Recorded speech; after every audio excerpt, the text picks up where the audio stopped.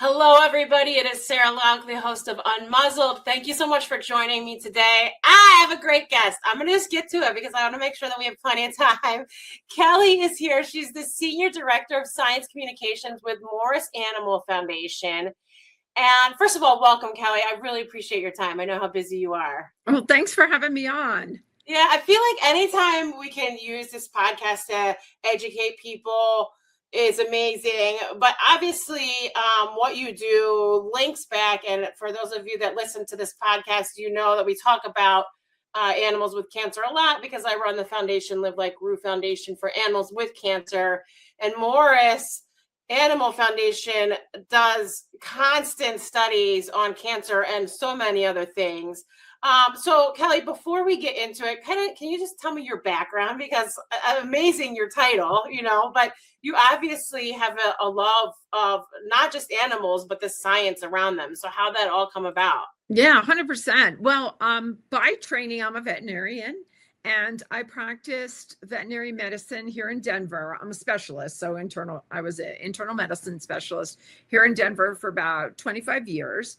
And I've been with Morris now about 12. I actually knew about Morris Animal Foundation because when I was in practice, like a lot of folks, I donated money if a patient passed away, especially if it was cancer related.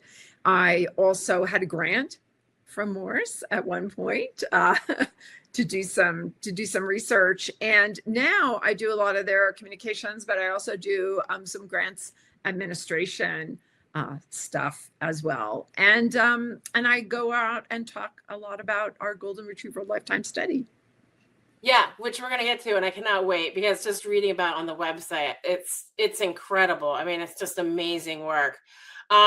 So as I was researching, I had no idea this foundation has been around so long. So just give us a little bit of the mission and how long it's been around, how it was founded.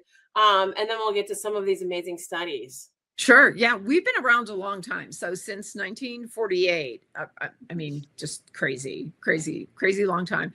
And we were started by, we are not Morris the cat, which we always get. People are like, are you Morris the cat? No, we're not. We were started by a veterinarian named Dr. Mark Morris Sr. And Dr. Mark Morris Sr. was a veterinarian in practice. And he was one of the first guys back in the 1920s to have an exclusive small animal practice because, as everyone knows, before then, the emphasis was a lot on large animal. And as he was practicing, he was concerned because he felt like there just wasn't a lot of scientific research on problems affecting animals. Sadly, as we know, there was plenty of research on animals that benefited people, but not something that would address their specific problems.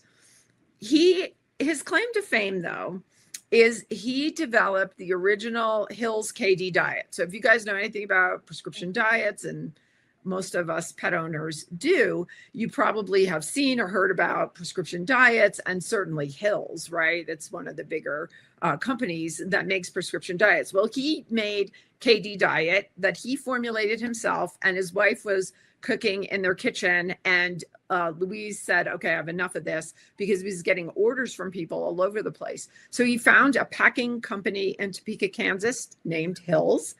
And that's how Hill's was started. And then Dr. Morris took some of the royalties from those very first few cans, but it was a lot of cans, of KD. And that's how we got our endowment. And he started Morris Animal Foundation from that. So it's a crazy story. Wow, that's amazing. I mean, and just look how much good has become of that. I mean, it's insane when you think about it. So 170 million, that may even be more now. I got that from the website, 3,200 plus studies.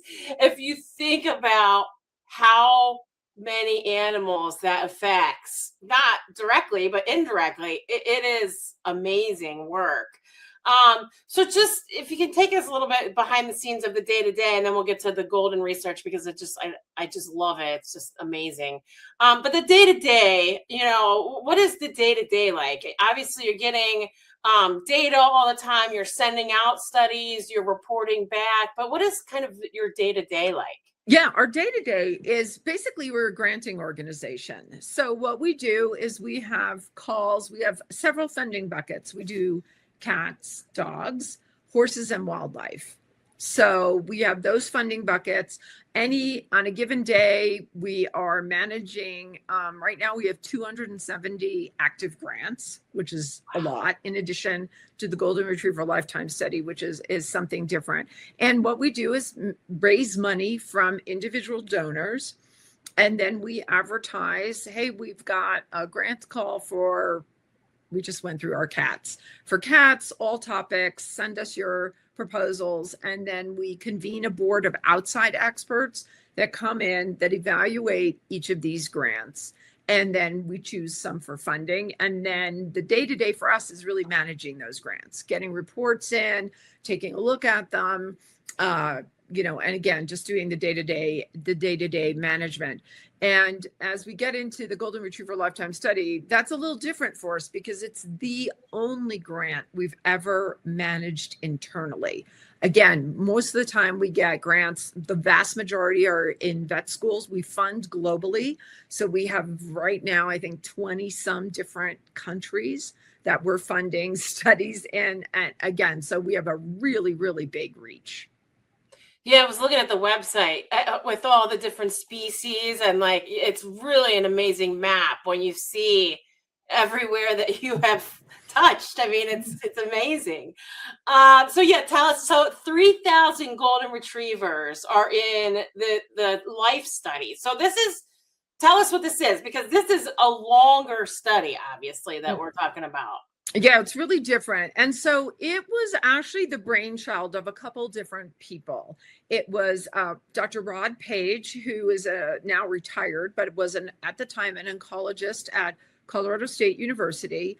Betty Morris, who is the widow of Mark Morris Jr., and Dr. Patty Olson, who was the CEO and president at the time. And what they recognized was, unlike what we have in people, where there are a lot of these big studies that go on for years and years. There was the Harvard Men's Study, Framingham Heart Study, which is actually still going. There are women's health studies. There's a whole bunch of them, right? And the idea was to follow individuals over a long period of time. And the goal was to look for risk factors for cancer in dogs. So that was the basic kernel of information that we wanted to obtain. Unfortunately, as many people know, golden retrievers have a particularly high incidence of cancer. And so they were chosen as the dog to study. And we knew that we wanted to look at outcomes. And in order to look at outcomes and say, you know what, I think this is significant, you need enough subjects. And that's how we arrived at the number of 3,000. It wasn't just like arbitrary. It was actually selected because we knew that if we had that many dogs and we found something like some kind of risk factor for cancer or other finding or other disease, that 3,000 would give us enough power, is how we talk about it with the study. Like we are adequately powering the study that if we found something, we could say, you know, I think this is significant.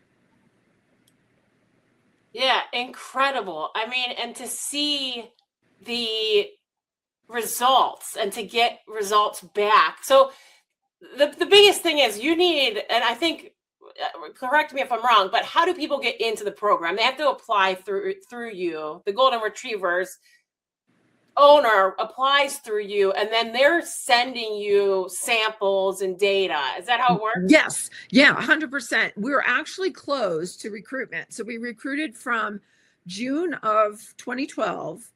We reached 3,000 in March of 2015.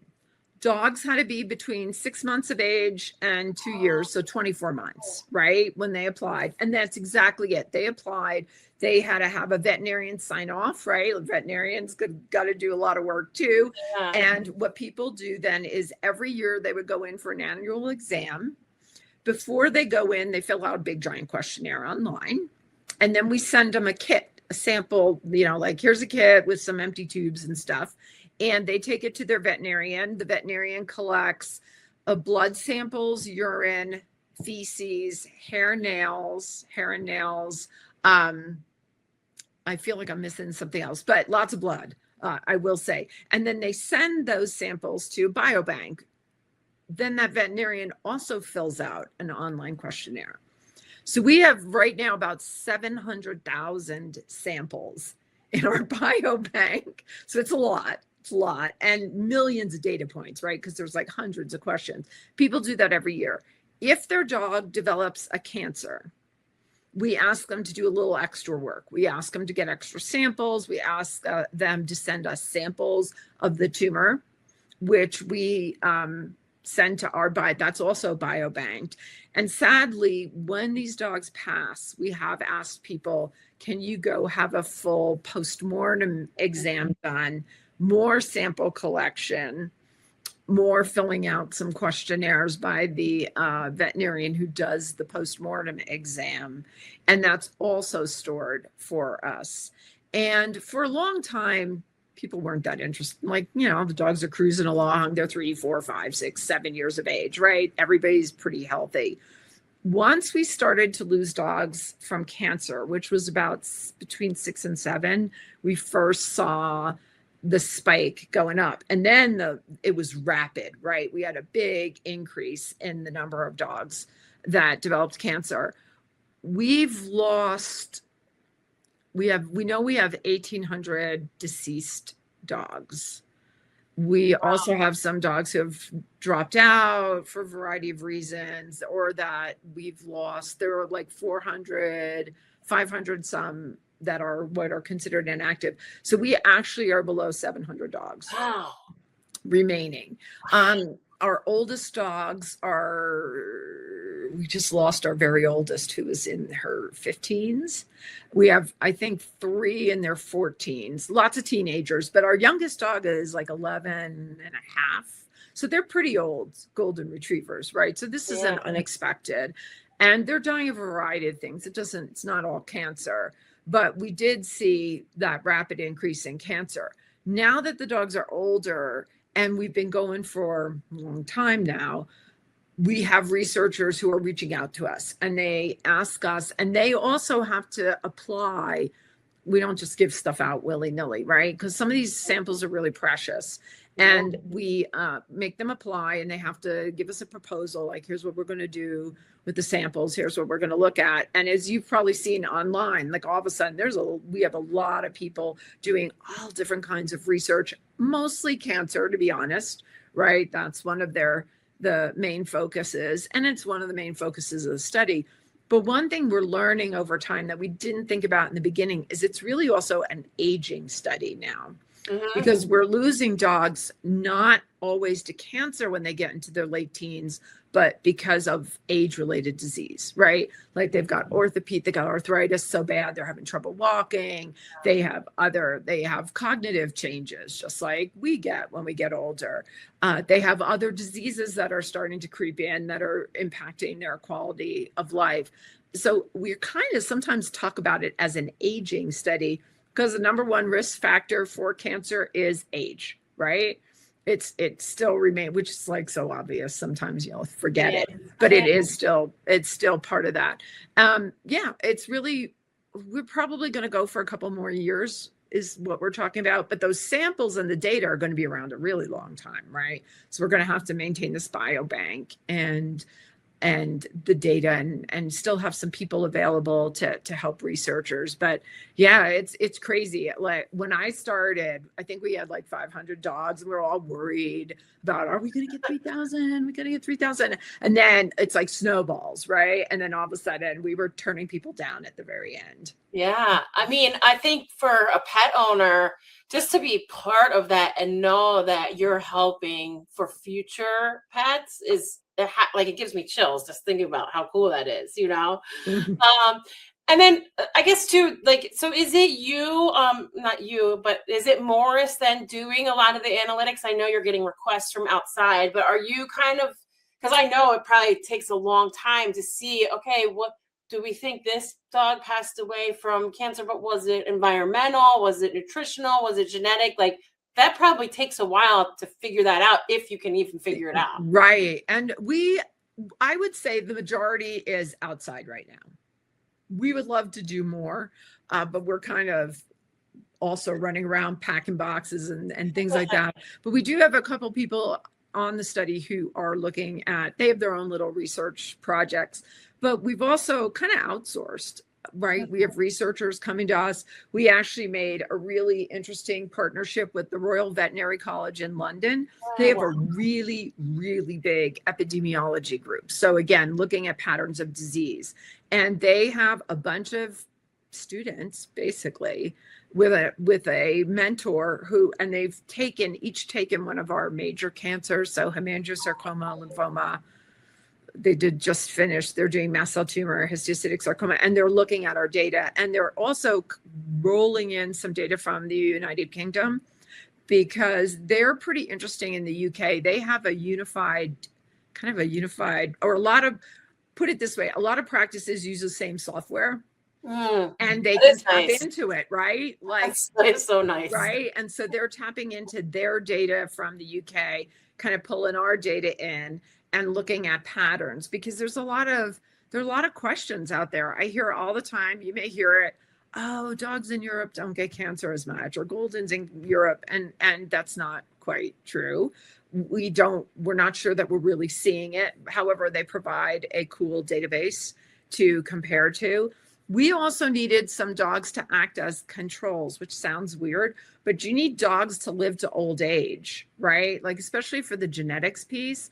If you want to look at what, we think of like BRCA1, BRCA2 genes, like there's all kinds of genes that we as humans have that may predispose us to cancers. And to look at dogs, which is a big, big area that a lot of our researchers are really into, right? Can we identify a gene? Can we breed it out? Could we at least know risk factors?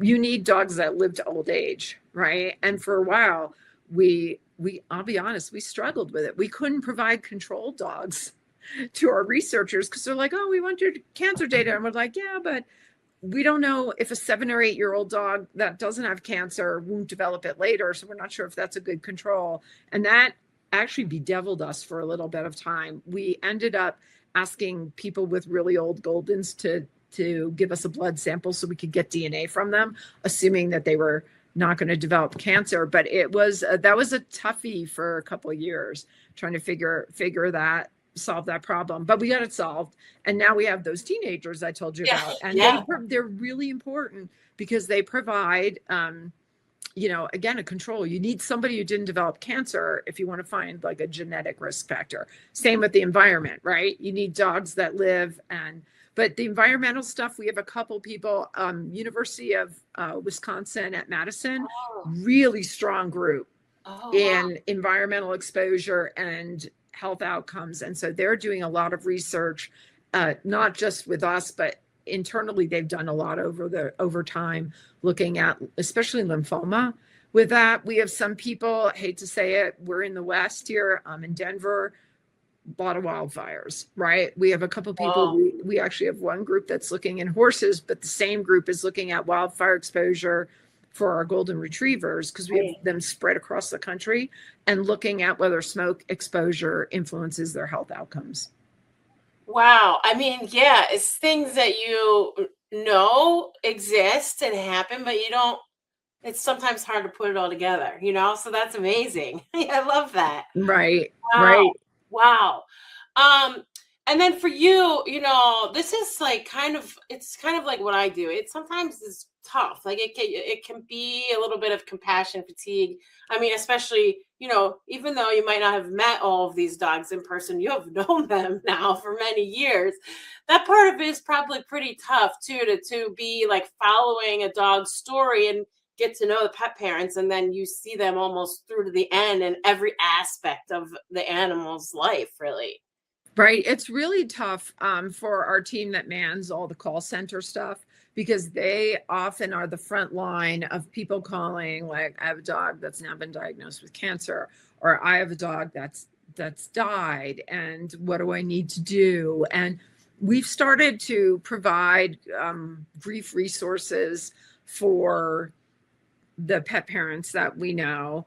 And we try to do some good self-care internally too, because it does get, and as we've seen an acceleration in dogs dying, they're averaging, well, I don't know, like 5 to 10 dogs a week. Yeah. I mean, that is really rough. That's hard for our team taking that all in, right? So they have to do a little bit of self-care to be like, okay, doing this. And again, getting other folks to help us with some of that. We have, I am sure a lot of people listening have used home euthanasia folks, right? There's a lot of groups that do that. We have them, we work with some of them to help provide grief, and also for other our participants. It's pretty intense. You're right. It's really, really intense, both for the staff and for obviously the pet parents, because they've been pretty involved with us. The super cool thing is we have so many people in our Facebook, etc., who, even if their dogs have passed, are still really active in the study community, providing support and resources, and it's amazing.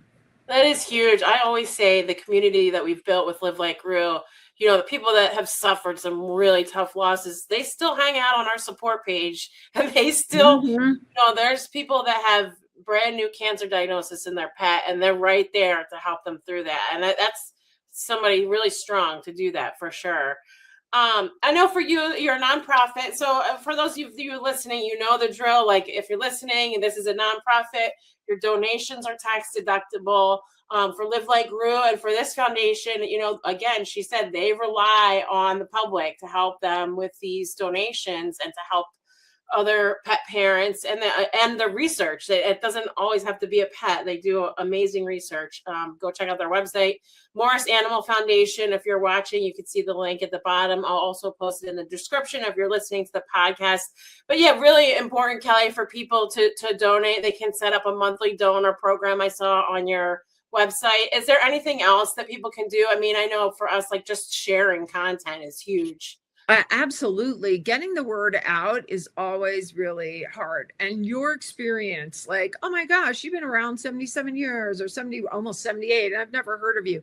That's the issue, right? Yeah. When we compare ourselves to other foundations, I think a lot of animal-based foundations, whatever that is, like Live Like Rue, us, Every Cat Health Foundation, we are tiny compared to and we're in a big space with a human, and that's not to detract from any human illnesses, but it's hard to break through that chatter, right? And it's so important, if you love animals, to be able to find places that need help. And we need help. We turn way more grants down than we are able to fund, sadly.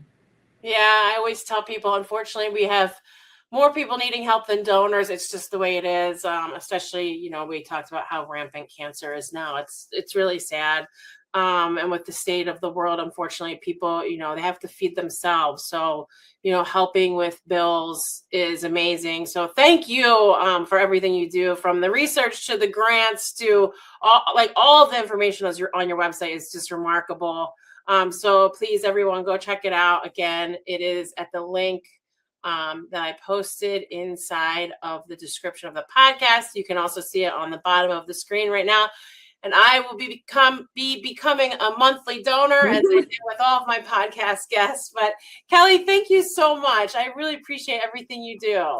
It was great being on, Sarah. We should come on again. Like, give us another year. Yeah, we'll have some more findings, because we have some really exciting studies that are from the Golden Retriever Lifetime Study in progress. And we can even talk about our other cancer studies. We've had studies too. So, and even I was looking at the dolphin studies. I mean, it's really important for people to know, it's not just dogs and cats. It's and everything. Yeah, it's amazing. It's everything.